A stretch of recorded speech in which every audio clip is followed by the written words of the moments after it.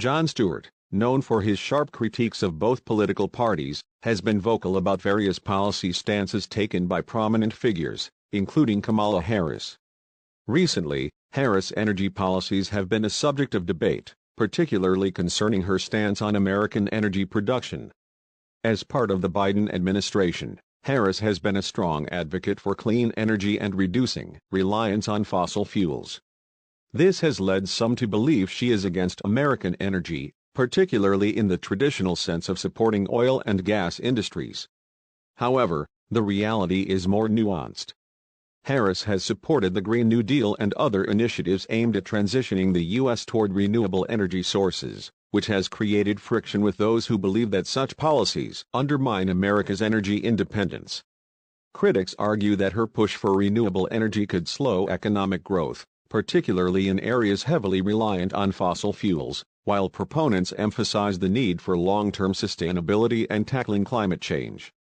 For example, while the U.S. is producing more energy than it consumes, it still imports certain types of crude oil due to refinery limitations.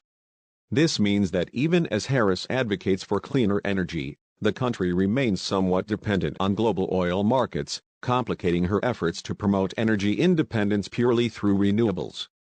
Critics, including Stewart, often point out that transitioning away from traditional energy too quickly could have unintended economic consequences, such as job losses and increased energy costs for average Americans.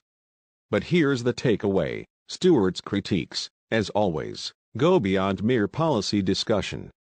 His message reminds us that leadership requires more than just lofty goals. It demands practical solutions that balance environmental concerns with the real-life needs of the American people. How can we apply this to our own lives? It's about balance.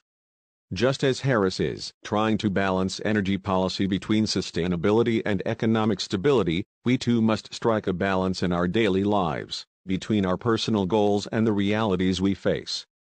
Change is important, but it must be carefully managed, with a clear vision of the future and an understanding of present challenges.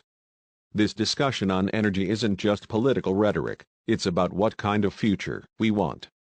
Harris' focus on renewable energy is aimed at preserving that future, but the question remains, how do we get there without leaving people behind? In your own life, think about how you can embrace change without rushing into it. It's about being intentional, thoughtful, and always keeping the bigger picture in mind. If you found this breakdown insightful, be sure to like, comment, and subscribe.